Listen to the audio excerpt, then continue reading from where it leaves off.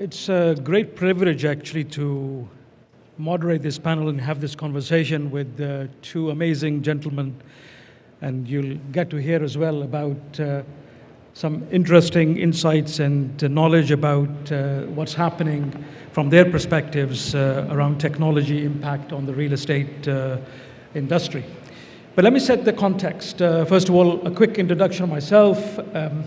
I started my career within the UK public sector as a career civil servant, and then moved to the region about 2000, and have been ever since over here working with different organizations. Telecommunication was the first sector that I got involved with, and then a little bit with the banking side and with the real estate as well.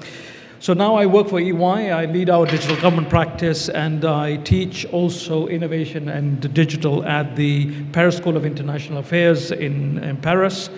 And I spend most of my time working with organizations over here focused on how the technology world that we are living in today, which I like to call the digital world, how can we leverage this? How can we leverage what's happening in this really interesting digital era of ours, where everything is starting to move to the online world?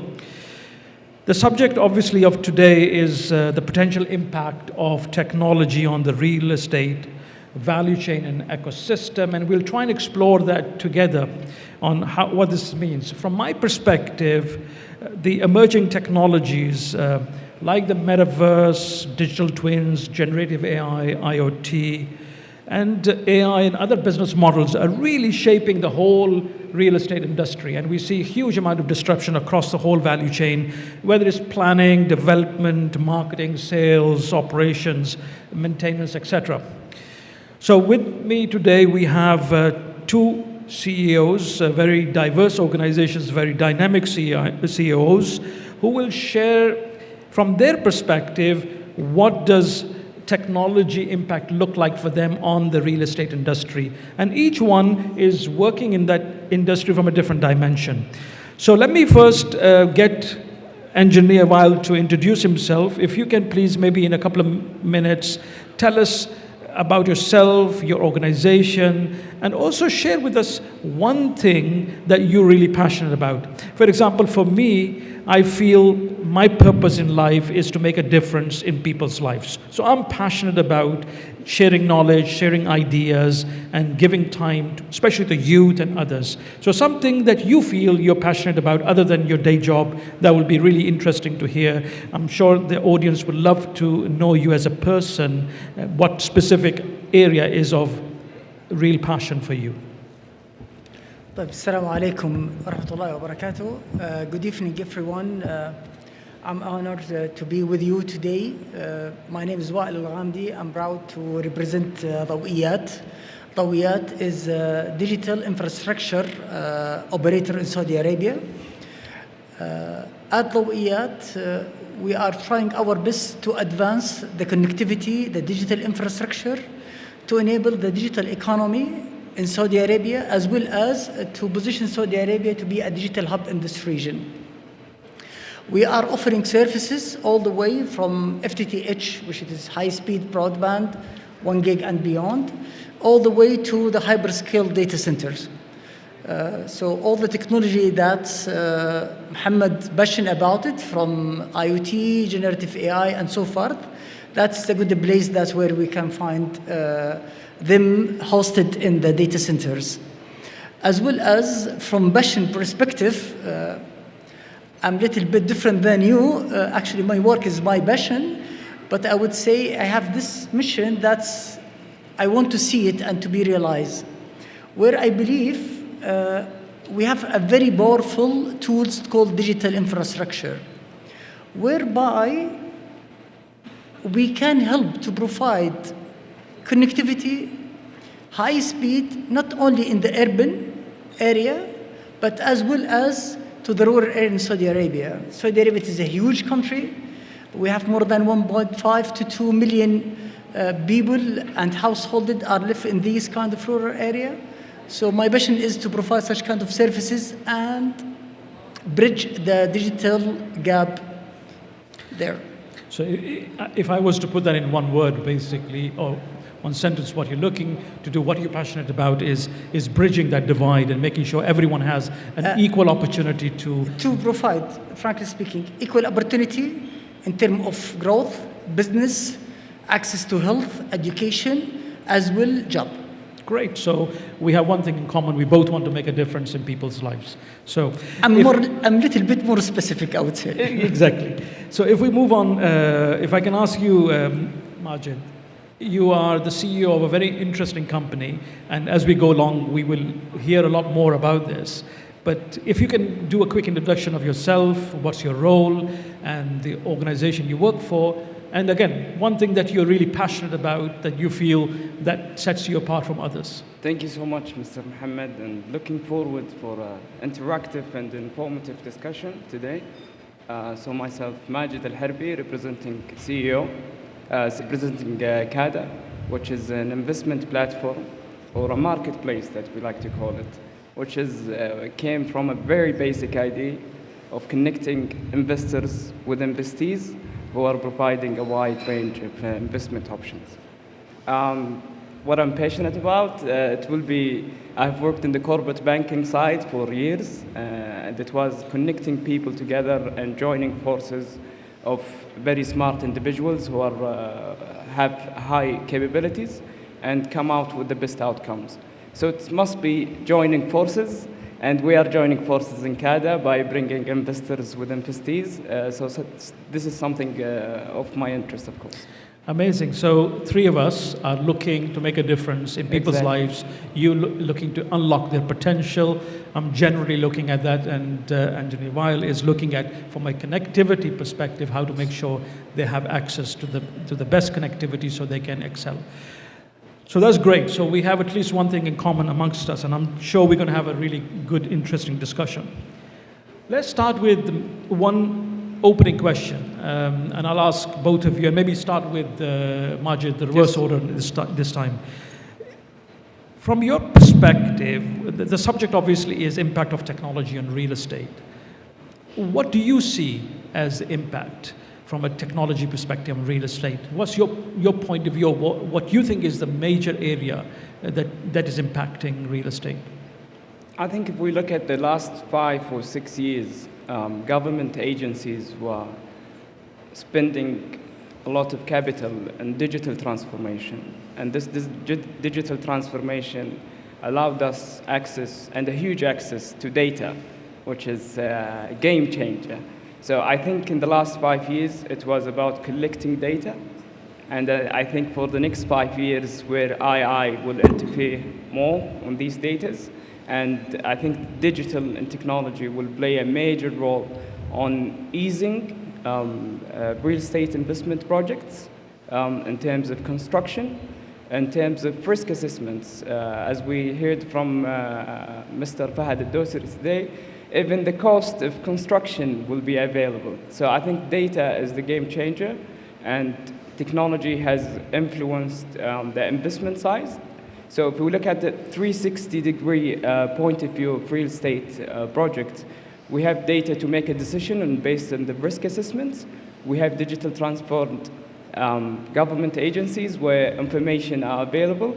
And last but not least, the most important, which is capital, and we have more fintech companies joining into the marketplace where they are playing a major role in financing these projects. Interesting, and I think you're absolutely right there with data being at the center of everything. And with that being the key element, I'm going to turn to Engineer Wael. For yourself, what do you see as the greatest technology impact, or technologies that are impacting the real estate sector? How I see it, and I seconded what Majed said about the technology impact, it is 360 degree, frankly speaking. And let me take the value chain from the user want to go and I'm talking about the consumer, the normal man. When he want to look for home, house, apartment, say, or villa, he want to find an easy way to find it. We just heard from Damak how important is actually the automation for their business, and they have a big project, 2 years, they will spend just only to do the automation and online in terms of ordering. We saw Roshan doing that. That's technology, that's digital technology. If I take it from building and inspection, we can see a lot of IoT application that help in terms of inspection and ease and reduce the time and increase the quality. If I take it, as Majed said, from the investment, how you can inject the money and investment platform, marketplace, that's do the same. If I took actually from smart home, smart building to have your home easy for you to do and to use, and where you live and you want to relax, that's as well technology are impacting and we are seeing.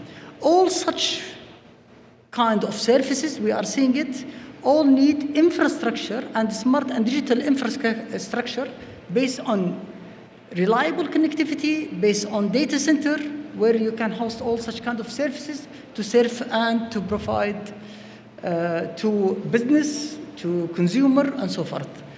I would say city planner, he will need digital, he need data to take a decision, design, projects, demand, how to maintain and supply the demand. All these are fundamental for the future cities.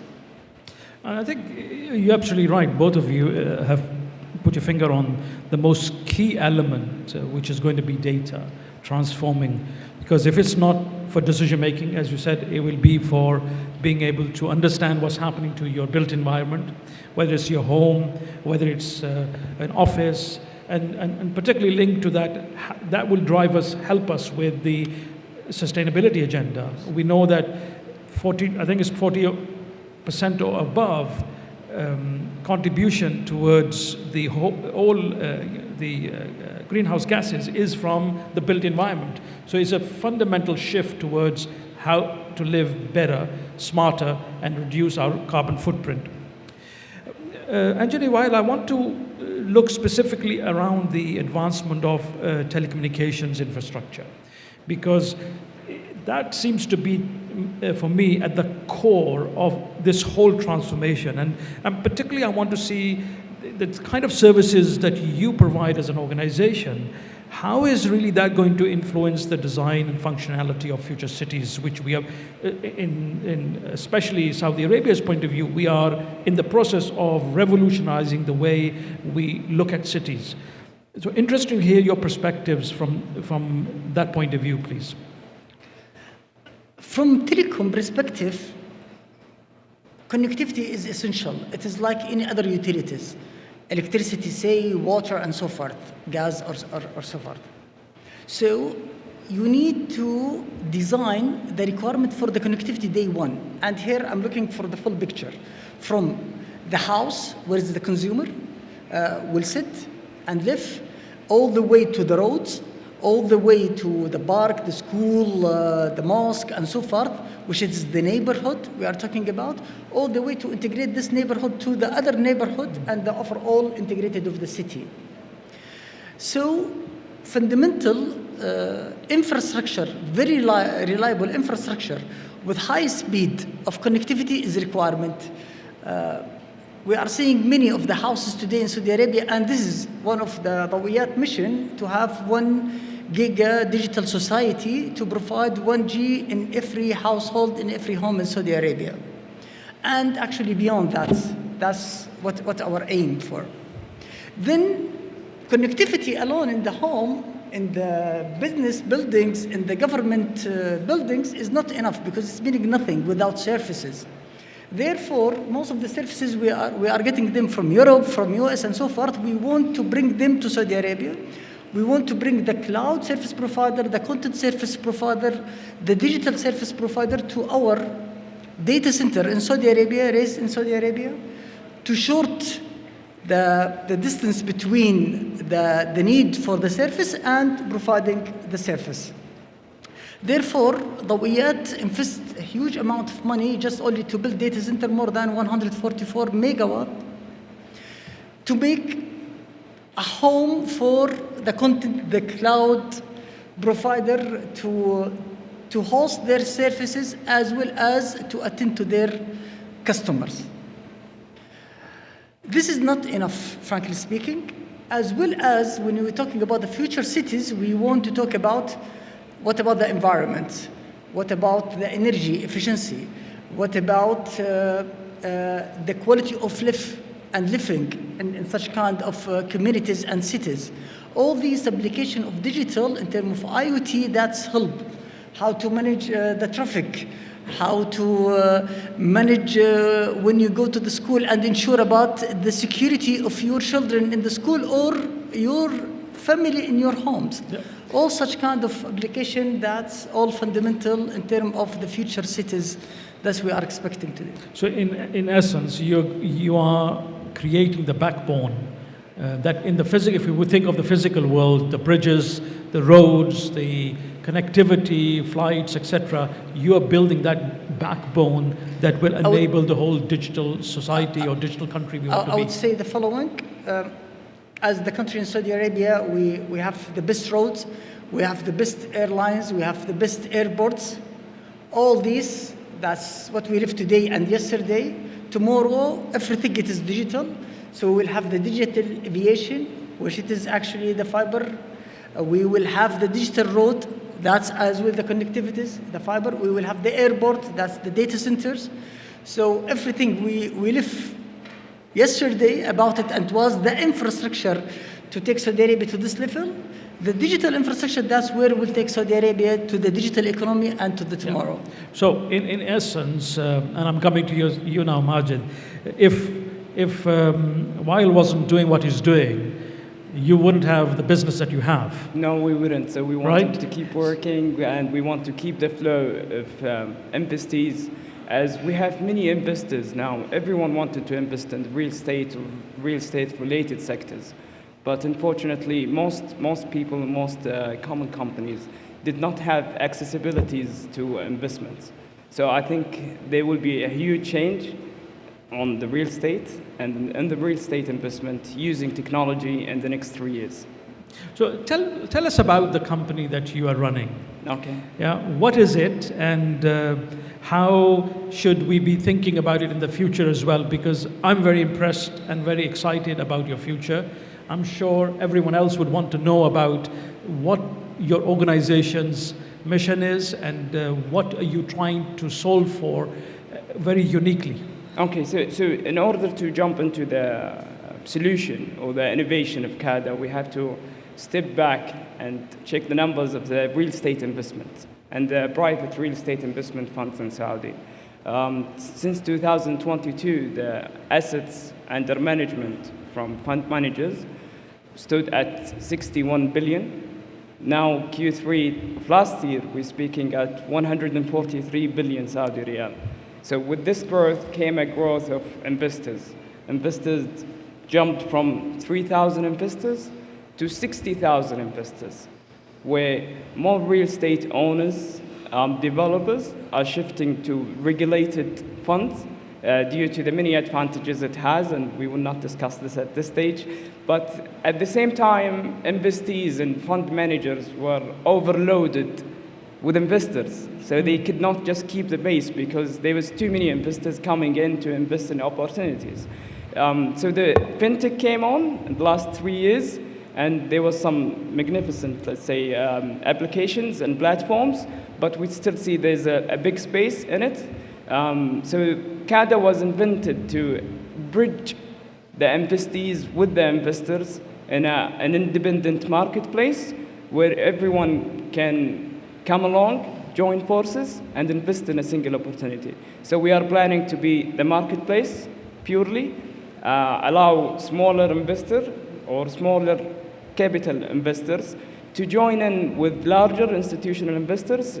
We have a few cases where we expect a single ticket of 470 million riyal will be shared with a ticket of 1,000 riyal.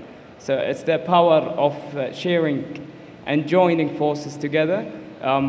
Important thing is we don't want to be the middleman where we come and collect the money from the investors and then invest on their behalf.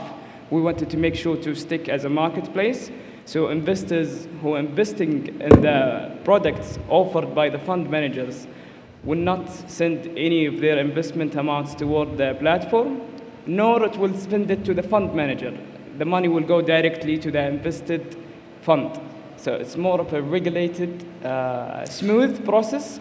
We lowered the onboarding process because when fund managers had this growth in the real estate, onboarding was an issue. So we did the onboarding with the integration with many government agencies, and it has been lowered down to 2 minutes from downloading the platform until being able to invest and checking all the investment opportunities within the platform. Amazing. It's a lovely, I would say, cycle of life over here. Yes. That you are able to, through your platform, hopefully spur the growth of the real estate industry, because it will enable the real estate industry to have access to capital that they need to build, which in turn will help then give business to Wael for creating the infrastructure. So there's a good coexistence between the two business models. It's like we wanted to make sure that investors will have the direct access to investees. Yeah. And investees, they need investors as well. So it's a win-win situation for everyone, lowering acquisition costs for investees and allowing investors to invest no matter what their capital is. So I think it's a brilliant idea. It has been on the work for 4 or 5 years. Worked really hard on it to keep a pace on an investee side point of view. So I'm going to keep an eye out, and maybe it's going to be one of the unicorns for Saudi Arabia, inshallah. Coming to yourself, Engineer Wael, I mean, you've had tremendous achievements in the, obviously, telecommunications sector. You've done tremendously well. But scaling up in Saudi Arabia, I'm sure there's many challenges. What are those challenges, and how can we overcome them if we really want to scale up fast? Frankly speaking, I will talk about how was to serve real estate 3-4 years back. 3-4 years back, when you have a project as a real estate developers, you go and you try with a different telco operator to do shopping for your project, to convince them to come and to connect your project with the connectivity, with the services, so later on whoever will live in this compound project or so forth will enjoy the services. And it was a nightmare, frankly speaking. Sometimes two operators, they will come to you, sometimes, and that's the most of the time, it's zero. So a collaboration between the real estate sector as well with the telecom sector, it was actually the success. And that's to happen, you need the private sector in that side of the real estate, as well as the private sector in the telecom. Nevertheless, without a clear policy, regulation, and direction by the government, that won't work. That's where we saw Mumra and Housing Ministry, as well the MCIT, the Ministry of Communication and Information Technology. They work closely as well with the regulator to facilitate such kind of opportunities and to smooth it. And today, you will find the real estate operators, real estate developers, they know which operator they should talk to, and to smooth the things. Today, as a Dawiyat, we signed more than 450 agreement with the different, the largest, I would say, real estate developers. We invest more than 830 million so far. We are expecting to invest $1 billion next year. And as Majed said, and I love that, in his platform, investor to do investment, that's take 2 minutes. Unfortunately, we cannot beat the 2 minutes. Today, if you are in your home and to get a services, that will require 6 hours. But we will do our best to 2 minutes to try for to meet the 2 registration. minutes. We advise them to read the opportunity, of course, and do it. But this is how we were, and where we are today. Collaboration was essential between the government, private sector, and both sectors. I think without the whole ecosystem partners coming together, all stakeholders, if they do not, everyone pull their weight and do their bit, we can't move forward fast enough. So it requires everyone. For you, Majed, the one thing I'm curious about is obviously there's a lot of regulatory space, and there's a whole momentum, a fast momentum around the real estate development. What does the picture look like with regards to the regulatory state around the real estate, and particularly around the financial side of things? To be honest, from an investment side, I think the Capital Market Authority has done an excellent job in the last 3 years. And the numbers talk. When we say there's a growth of 200, 300%, 400%, investors, everyone started to trust the concept of real estate investment funds. And even large investors who are in the market for 30, 40 years and who are doing things on their own and in their own real estate Saudi style now started to shift into the real estate investment funds. So I think personally it's very smooth. We just need that bit of connection to go live and to join forces together. Of course, the regulation will continue to change and improve in a way that it will serve both investees and investors. At the end of the day, it's important to protect the investor as well as ensuring no restrictions on investees. Very interesting and very useful and interesting insight. And one thing I just realized, it didn't take us too long. I mean, the 30 minutes just flew by. Yeah. And we were having such a great conversation. I think we could have had another couple of hours and still continued. So to stay on time, we'll have to wrap it up. But to wrap it up, I want you to share, if you don't mind, your kind of one final thought that you feel the audience should be aware of or should keep in mind, maybe with Engineer Wael. If I can start with you, please. From my point of view, real estate development, it is not just only the foundation of it is only bricks and mortar. That's not true. It's about the fiber, it's about the connectivity, it's about the data centers, it's about the overall ecosystem. It's about to have to use material that's more environment friendly. We are talking about energy efficiency. That's all are fundamental now in the future real estate, in the modern real estate we have today. Not anymore traditional. We need to think for tomorrow, for the next generation, for our children, and how we want them to live. Absolutely, for generations to come. And Majed, what's your final thoughts you want to share? I think my final thoughts, it's we should join forces. You know, we should give everyone the scope of what they are good at. Developers should focus on development, not finance. Contractors should focus on construction. Fund manager should focus on the full aspects of the fund.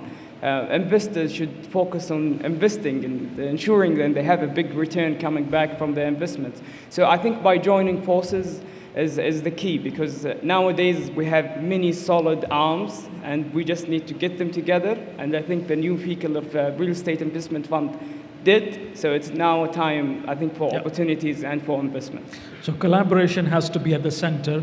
Partnerships have to be at the center. Absolutely.